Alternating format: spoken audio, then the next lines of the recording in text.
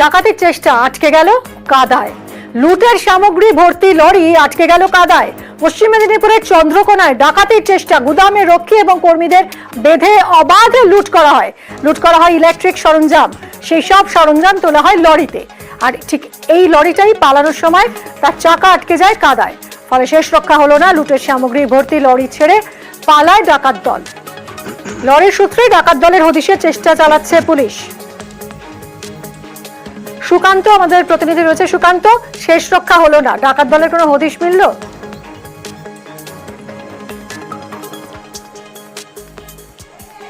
দেখো মিমি, এখনো পর্যন্ত ডাকাত দলের কোনো সন্ধান পাওয়া যায়নি। তবে পুলিশ সূত্রে খবর, তারা ওই গাড়ির নাম্বার ধরে তারা কিন্তু তদন্ত শুরু করেছে। তারা জানতে পেরেছে যে ভিন জেলা থেকে এই গাড়ি নিয়ে আসা হয়েছিল এবং এই গাড়ির ড্রাইভার এবং এই গাড়ির মালিক টোটাল খোঁজ খবর নিতে শুরু করেছে চন্দ্রকোনা টাউন থানার পুলিশ। মিমি, তোমাকে জানিয়ে রাখি, চন্দ্রকোনার যে হেমতপুর এলাকায় দীর্ঘদিন ধরেই একজন কন্ট্রাক্টর ইলেকট্রিকের সরঞ্জাম রাখতেন এবং সেই সরঞ্জামগুলি রক্ষণাবেক্ষণের জন্য 3 জন কর্মী নিয়োগ করেছিলেন। গতকাল রাতে একদল দুষ্কৃতী আসে এবং তারা একটি গাড়ি করে আসে বলে জানা যায়। যারা আছেন নিরাপত্তারক্ষী তারা জানাচ্ছেন যে 12 জনের মতো দুষ্কৃতী তারা এসে প্রথমে ওই নিরাপত্তা কর্মীদের তাদেরকে হাত পা বেঁধে একটি ঘরে বন্ধ করে রেখে দেয় এবং তারপর দীর্ঘক্ষণ ধরে একটি 10 চাকার ট্রাকে তারা ওই ইলেকট্রিকের যে অ্যালুমিনিয়ামের তার, সেই তার সংগ্রহ করে এবং শেষমেশ গাড়িটি বোঝাই করে তারা যখন বেরিয়ে যেতে চায় সেই সময় গেট থেকে একটু সামনেই কাদার মধ্যে গাড়ির চাকা আটকে যায় এবং দীর্ঘক্ষণ তারা চেষ্টা করে কিন্তু গাড়িটি না তুলতে পেরে শেষমেশ ভোর রাতের দিকে তারা কিন্তু গাড়ি ছেড়ে পালিয়ে যায়। এক কথায় ডাকাতির যেসব মাল, অর্থাৎ কয়েক লক্ষ টাকার মাল, সেই মাল এবং গাড়িটি, অর্থাৎ ডাকাতি করতে আসা যে গাড়িটি নিয়ে এসেছিল দুষ্কৃতীরা, সেই গাড়িটি সহ তারা ছেড়ে পালিয়ে যায়। এখন ওই গাড়ির নাম্বার ধরেই চন্দ্রকোনা টাউন থানার পুলিশ তারা অনুসন্ধান করছে যে কারা এর সঙ্গে জড়িত এবং পুলিশ সূত্রে খবর খুব শীঘ্রই অপরাধীরা ধরা পড়বেন। মিমি, ধন্যবাদ সুকান্ত। এদেরকে ঢুকিয়ে একটা ঘরে বন্ধ করে দেয়, মানে আমার ঘরেই, মানে বন্ধ করে হাত পা বেঁধে দেয়। মাল লোড করার পর বেরিয়ে যাওয়ার সময় ফেসে যায়। যখন ওরা আমাদের কাছ থেকে পালিয়ে যায় আমরা তখন দৌড়ে যেয়ে পাশের ঘর থেকে ফোন করি। এই আন্দাজ 12 জন এই তার নিয়েছে। এখানে আপনাদের এটা গোডাউনের মতো আছে। মাছ ধরাকে ঘিরে 2 গোষ্ঠীর মধ্যে বোমাবাজি। মাছ ধরা নিয়ে 2 পক্ষের রীতিমতো হাতাহাতি। মুর্শিদাবাদের রেজিনগরের ছেতিয়ানি ঘোষপাড়ার ঘটনা। পরিস্থিতি সামাল দিতে বিশাল পুলিশ বাহিনী যায় ঘটনাস্থলে।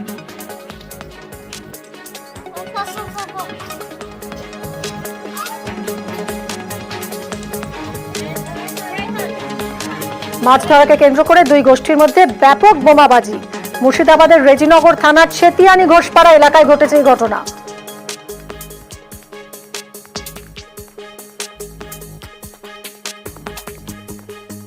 কথা বলবো আমাদের প্রতিনিধি প্রণবের সঙ্গে। প্রণব, মাছ ধরাকে কেন্দ্র করে এরকম একটা সামান্য ঘটনাকে কেন্দ্র করে এইরকম অবস্থা, এইভাবে চললো বোমাবাজি?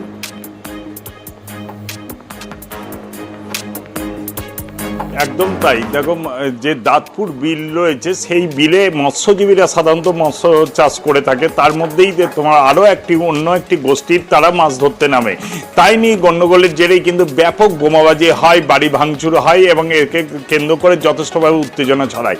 এবং 2টো গ্রুপ বলতে রেজিনগরের তৃণমূলেরই 2টো গ্রুপ রয়েছে। একটা হচ্ছে যে ব্লকের যে প্রাক্তন ব্লক সভাপতি আতাউরের গ্রুপ এবং একটা হচ্ছে বিধায়কের গ্রুপ। এই 2টো গ্রুপের মধ্যেই কিন্তু গণ্ডগোলের জেরে এই ঘটনা ঘটেছে এবং এই ঘটনায় বেশ কয়েকজন আহত হয়েছে এবং এক পক্ষ অন্য পক্ষের বাড়িতে ব্যাপকভাবে বোমাবাজি করে এবং তোমার লুটতরাজও করে, ভাঙচুর করে বলে অভিযোগ। এবং ঘটনাস্থলে রেজিনগর থানার পুলিশ আসে, বেশ কয়েকজনকে আটক করে। তারপরে কিন্তু পরিস্থিতির যথেষ্টভাবে উত্তেজনা ছড়িয়ে পড়ে এবং বেশ কয়েকজনকে আটক করার পর তাদেরকে জিজ্ঞাসাবাদ করা হচ্ছে এবং পুরো ঘটনায় কিন্তু গ্রামের মধ্যে উত্তেজনা থাকায় গ্রামের মধ্যে পুলিশি টহলদারিও চলছে। মিমি, ধন্যবাদ প্রণব। মাছ ধরতে গিয়ে কি হয়েছে, ধাক্কা ধাক্কি হয়েছে না কি হয়েছে, তারপরে মাগরিবের সময় আচমকা বোম মারতে লাগে। কারা?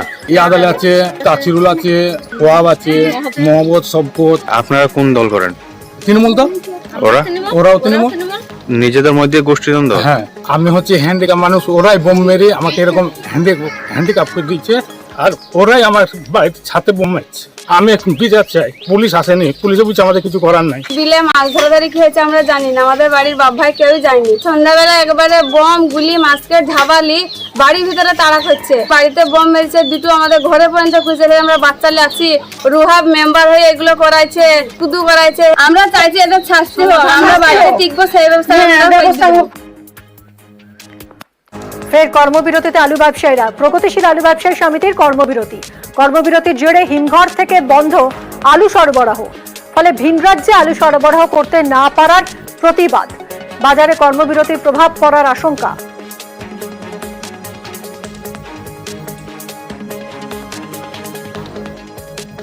কথা বলবো আমাদের প্রতিনিধি প্রিয়ব্রতর সঙ্গে। প্রিয়ব্রত, আবার কেন এই কর্মবিরতি, কি দাবি আলু সরবরাহকারীদের? দেখো, প্রগতিশীল আলু ব্যবসায়ী সমিতির যেটা দাবি যে অন্তর্রাজ্য যে পরিবহনের ক্ষেত্রে যে আলুর ব্যবসার ক্ষেত্রে যে সমস্যা দেখা দিয়েছিল, গত এক মাস আগেও আমরা দেখেছি যে 5 দিনে ধর্মঘট গেছে আলু ব্যবসায়ী সমিতির, এবং সেই কারণে আলুর দর বাড়তে শুরু করেছিল এবং বাজারের চাহিদা কমতে শুরু করেছিল, এবং সেই দাবি নিয়েই তারা আবার কর্মবিরতি গিয়েছে। কেননা সরকারের পক্ষ থেকে এই প্রগতিশীল আলু ব্যবসায়ীর সঙ্গে যেভাবে আশ্বাস দেওয়া হয়েছিল যে হ্যাঁ, রাজ্যের যে উদ্বৃত্ত আলু, যেটা রাজ্যের প্রয়োজন সেই আলু রেখে পরে উদ্বৃত্ত আলু বাইরে পাচার করতে পারে বা বাইরে বিক্রি করতে পারে, সেই ক্ষেত্রে কিন্তু একটা সমস্যা দেখা দিয়েছে। এমনকি রাজ্যের ছাড়াও অন্তর জেলা মানে বাঁকুড়া থেকে পুরুলিয়ায় নিয়ে যেতে হলেও তাদেরকে সমস্যায় পড়তে হচ্ছে, পুলিশি হয়রানির সমস্যায় পড়তে হচ্ছে, এবং সেই কারণেই তারা এই কর্মবিরতির ডাক দিয়েছে, এবং এই কর্মবিরতি তারা অনির্দিষ্টকালের জন্য ডাক দিয়েছে। যদি এই আগামীকাল যে সরকারের পক্ষ থেকে একটি বৈঠক ডাকা হয়েছে, প্রগতিশীল আলু ব্যবসায়ী সমিতির সঙ্গে সরকারের পক্ষ বসবেন, এবং যদি না সমস্যার সমাধান হয় সেক্ষেত্রে কিন্তু গত এক মাস আগে যেভাবে আলুর দর বাড়তে শুরু করেছিল, বাজারের চাহিদা কমতে শুরু করেছিল, প্রায় দ্বিগুণ দামে পৌঁছে গিয়েছিল, সেই ধরনের কিন্তু আবার পরিস্থিতি তৈরি হতে পারে যদি না কোনো রকম সমাধান সূত্র মিলে আগামী কালের বৈঠকে। মিমি, এর কি প্রভাব পড়তে শুরু করেছে বাজারে? দেখো, ইতিমধ্যেই প্রভাব পড়তে শুরু করেছে। যে আলু চন্দ্রমুখী বা জ্যোতি আলু পাওয়া যাচ্ছিল 30 টাকা, কোনোটা 25 টাকা দামে, সেই দাম কিন্তু আজকেই কিছুটা হলেও ঊর্ধ্বমুখী হয়েছে। 35 টাকা 38 টাকা এই দামে পাওয়া যাচ্ছে বাঁকুড়া বাজারে আলু। এই আলুর দর আগামী কয়েকদিনের মধ্যে, যেখানে এই আলু ব্যবসায়ী সমিতি যেভাবে তারা ধর্মঘটের আওতায় রেখেছে যাতে আলু কোল্ড স্টোরে ঢুকছে না এবং কোল্ড স্টোর থেকে বাজারমুখী হচ্ছে না আলু, সেক্ষেত্রে কিন্তু দাম আগামী দিনগুলো আরও বাড়বে, এবং চটচট করে বাড়তে শুরু করলে আগামী গত কয়েকদিনের আগে যে ঘটনা ঘটেছিল প্রায় ডবল হয়ে গেছিল দাম, সেই ধরনের পরিস্থিতি আবার তৈরি হতে পারে। মিমি, ধন্যবাদ। হঠাৎ করে এই মাঝপথে সরকার বলছেন না আলুটার দাম বেড়ে গেছে, বাইরে পাঠানো যাবে না। এখনো আমাদের স্টোরে যেটা মজুদ আছে সেটা কিন্তু রাজ্যের পর্যাপ্ত চাহিদা মিটিয়েও অতিরিক্ত থেকে যাবে, যেটা কিন্তু যদি বাইরে না যায় আলুটা আলটিমেটলি লোকসানে যেতে হবে। আমরা 48 ঘন্টা অপেক্ষা করেছি এবং অত্যন্ত দুঃখের সঙ্গে আমাদের জানাতে বাধ্য হচ্ছি যে মানে আমরা আজকে ডিক্লেয়ার করতে বাধ্য হয়েছি যে আমাদের এই ছাড়া রাস্তা নেই। এটা আমাদের রুজি রুটি এবং আত্মসম্মানের প্রশ্ন আছে। আলু ব্যবসায়ীদের কর্মবিরতি নিয়ে আগামীকাল নবান্নে বৈঠক ডাকলেন মুখ্য সচিব। কর্মবিরতির জেরে বাজারে বন্ধ আলুর যোগান স্বাভাবিক রাখতে নবান্নে এই বৈঠকের ডাক। মুখ্য সচিব আগামীকাল নবান্নে বৈঠক ডেকেছেন যাতে আলু ব্যবসায়ীদের কর্মবিরতির জেরে আলুর যোগান বাজারে বন্ধ থাকায় এর যাতে প্রভাব না পড়ে, সেজন্যই এই বৈঠক।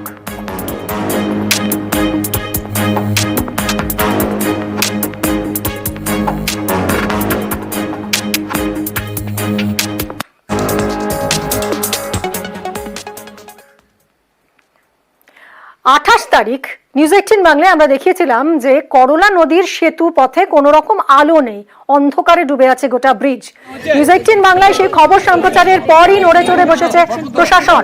রাস্তায় আলো না থাকায় নিরাপত্তা নিয়ে অভিযোগ উঠেছিল, কাউন্সিলরের নেতৃত্বে হ্যারিকেন নিয়ে প্রতিবাদ হয়, সেই খবর আমরা দেখাই এবং নিউজ 18 বাংলার এই খবরের জেরেই অবশেষে রাস্তার আলো ফিরল। রাস্তার আলো ফেরায় খুশি জলপাইগুড়ির বাসিন্দারা। শান্তনু আমাদের প্রতিনিধি রয়েছেন। শান্তনু, নিউজ 18 বাংলায় আমরা এই খবর দেখাই, তারপর জলপাইগুড়ির বাসিন্দারা আলো ফিরে পেলেন এই ব্রিজে। প্রশাসন যথেষ্ট তৎপরতার সঙ্গেই কাজ করলো।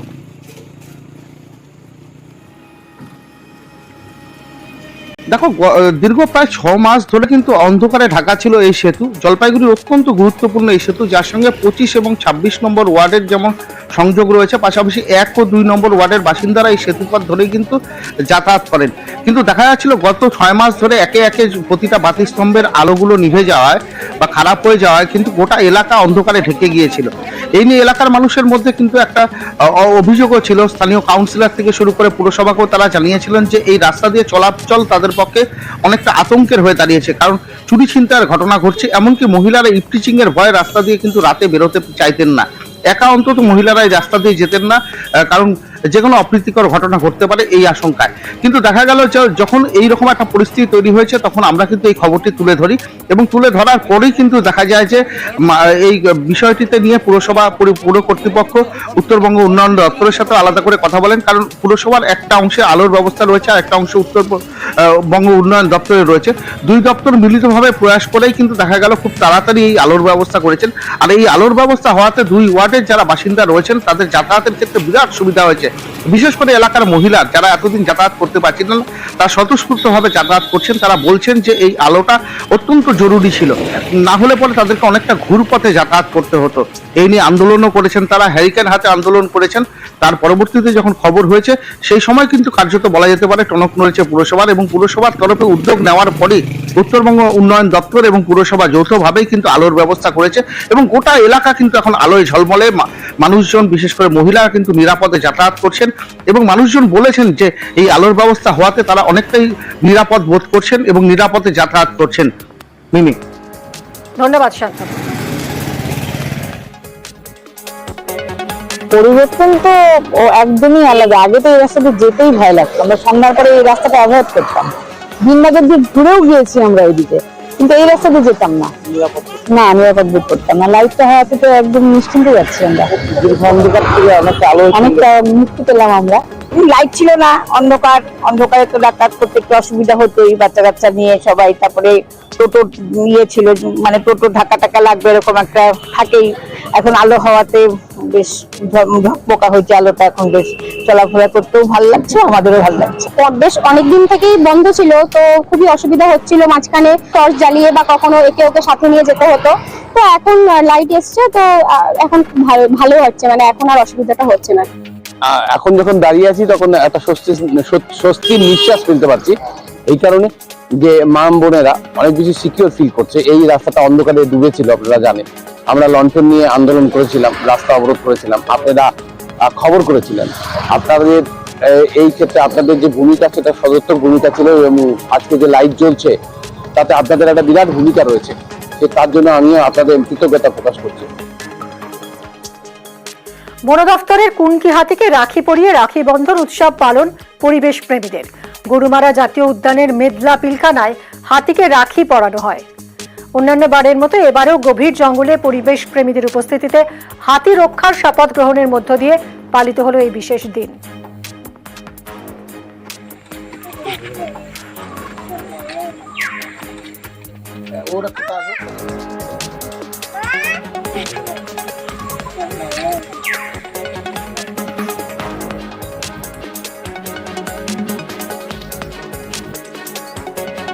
রকি আমাদের প্রতিনিধি রয়েছেন। রকি, আমরা দেখলাম হাতিকে রাখি পরানো হলো, এই বিশেষ দিনটা ঠিক কিভাবে পালন করা হয়, কি বার্তা দেওয়া হয় এর মাধ্যমে?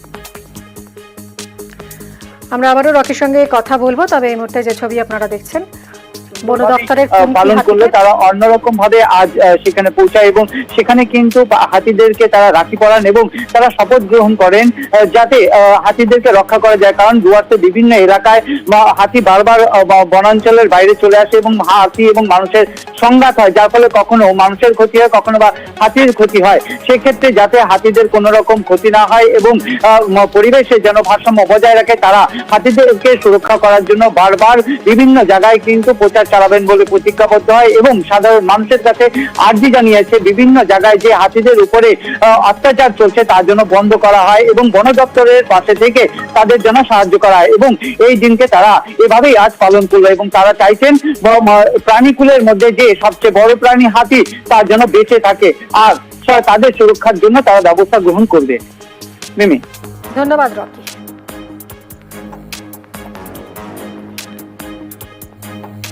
প্রতি বছরের মতো আমরা এই জায়গায় হাতি মানুষ সংঘাত রক্ষা বা হাতি মানুষ বন্ধুত্বপূর্ণ সম্পর্ক হোক রক্ষার বার্তা যাগুক এটা নিয়ে আমরা প্রতি বছর অতি বড় হাতি বন্ধন উৎসব হলেও রাখি বন্ধন উৎসব হলেও। অন্যদিকে ম্যানগ্রোভ বাঁচানোর বার্তায় রাখি উৎসব। সুন্দরবনের চকপাটুলি উচ্চ বিদ্যালয়ের রাখি উৎসব। গাছে রাখি পরিয়ে ম্যানগ্রোভ বাঁচানোর বার্তা দিলেন ছাত্রীরা। ম্যানগ্রোভ থাকলে নদী বাঁধ রক্ষা পাবে, জলের হাত থেকেই রেহাই পাবে এলাকাবাসী। ম্যানগ্রোভ বাঁচাতে তাই অভিনব উদ্যোগ ছাত্রীদের।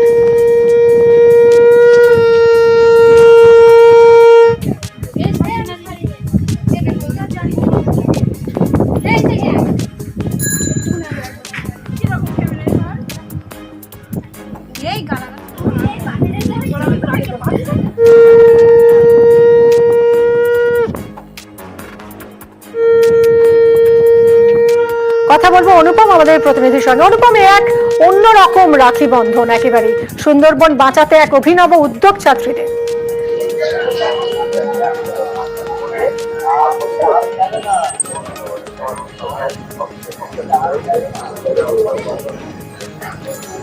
অনুপম, শুনতে পাচ্ছ আমার কথা?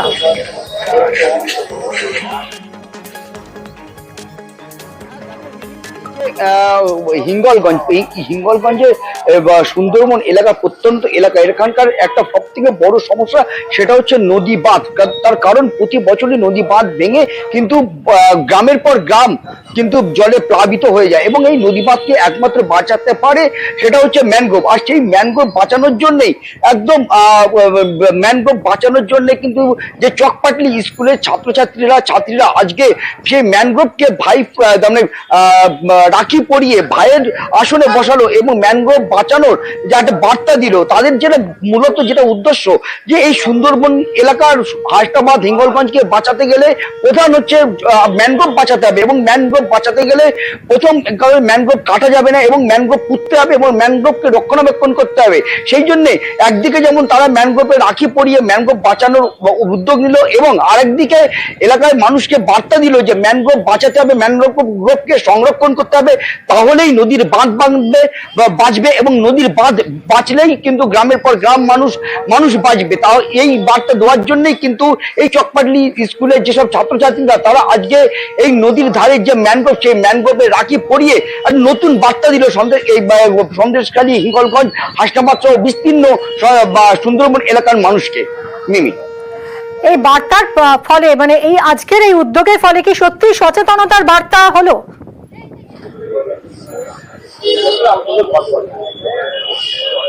দেখো, সচেতনতার বার্তা হলো কিনা এটা সব থেকে খুব বড় প্রশ্ন। তার কারণ আমরা দেখেছি তার মানে এই যে ইছামতি, কালিন্দী, রায়মঙ্গল নদীর পাশে যেসব সুন্দরবন লাগোয়া যেসব নদী, সেসব নদীর পাশে যেসব ম্যানগ্রোভ আছে সেসব ম্যানগ্রোভ কিন্তু কেটে ধ্বংস হয়ে যাচ্ছে। সেসব ম্যানগ্রোভ কিন্তু গ্রামের তার মানে বিঘার পর বিঘা যেসব ম্যানগ্রোভ সেসব ম্যানগ্রোভ কিন্তু কেটে নিয়ে চলে যাচ্ছে এবং এই যে বার্তা ছাত্রছাত্রী থেকে স্কুল পড়ুয়া এবং সাধারণ মানুষ এবং যেসব মানুষ রয়েছে, গ্রামের মানুষ রয়েছে, তারা কিন্তু বছরের পর বছর এই ম্যানগ্রোভ বাঁচানোর জন্য কিন্তু বিভিন্ন রকমের প্রচার অভিযান তারা কিন্তু চালিয়ে যাচ্ছে। তারপরেও কিন্তু এই ম্যানগ্রোভ কাটা কিন্তু বন্ধ হচ্ছে না। যদিও আজকে ছাত্রছাত্রীরা আজকে রাখি বন্ধনের মাধ্যমে আবার কিন্তু একটা ম্যানগ্রোভ বাঁচানোর উদ্যোগ নিয়েছে এবং প্রচার নিয়েছে। এরপরে দেখা যাক যে মানুষের মধ্যে কতটা সচেতনতা আসে, সেটা কিন্তু একটা বড় বিষয়, দেখার বিষয়। ধন্যবাদ অনুপম।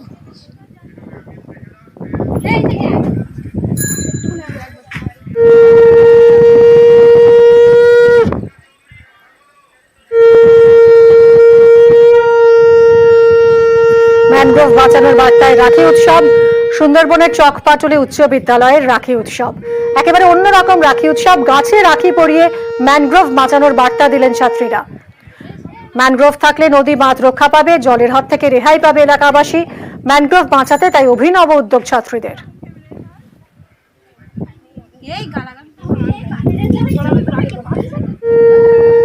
ম্যানগ্রোভ উদ্ভিদকে রাখি পরালাম, ম্যানগ্রোভ বাঁচলে সুন্দরবন বাঁচবে, তাই ম্যানগ্রোভকে রাখি পরিয়ে আমরা সুন্দরবন বাঁচানোর ডাক দিলাম। পরিবেশকে রক্ষা করতে রাখি বন্ধন উৎসবে ম্যানগ্রোভ উদ্ভিদকে রাখি পরিয়ে বন্ধনে আবদ্ধ করলাম। সমাজের কাছে এই বার্তা দিতে চাই যে আমাদের সুন্দরবন অঞ্চলের ম্যানগ্রোভ অরণ্য কতখানি গুরুত্বপূর্ণ।